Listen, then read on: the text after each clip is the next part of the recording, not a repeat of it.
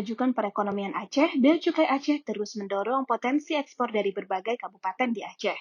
Bersinergi dengan pemerintah daerah Aceh Selatan dan investor dari Jepang, Awina Sinergi Internasional melaksanakan diskusi ekonomi potensi perikanan Aceh Selatan.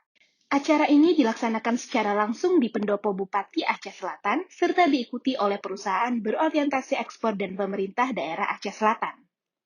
Pada kesempatan ini, Kepala Kantor Wilayah Bea Cukai Aceh, Sapuadi, menghimbau kepada pemerintah daerah Aceh Selatan untuk terus membangun sinergi agar komoditas perikanan dapat diolah untuk diekspor serta memberikan pendampingan kepada investor supaya tertarik datang ke Aceh Selatan.